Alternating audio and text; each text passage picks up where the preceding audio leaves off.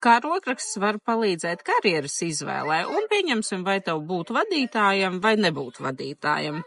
Pasties savā rokrakstā uz savu lielo B burtu, un, ja pieņemsim, šī apakšējā daļa ir vairāk izvirzīta nekā augšējā, un piekombinēsim klāt F burtu, pieņemsim, te ir flirts, ja, un F burts ir garāks par L burtu. Šiem cilvēkiem ir piemērots savs bizness vai arī augstākā līmeņa vadītājs.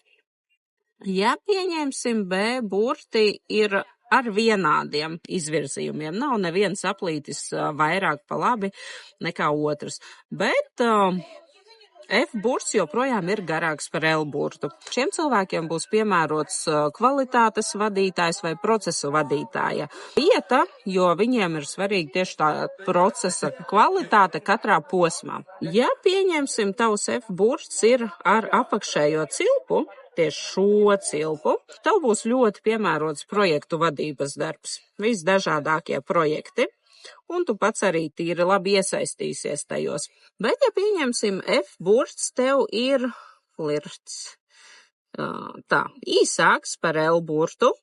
Ja, tātad F burts nav tik garš kā L, tev labāk būt par izpildītāju. Tāpat rokrakstā var redzēt, vai tev ir piemērots dokumentu darbs, vai tev vajadzīgs ātrāks darba ritms, vai tieši pretēji lēnāks, vai radošs, vai loģisks, vai ar cilvēkiem, vai gluži pretēji bez cilvēkiem. To visu rokraksts var atklāt.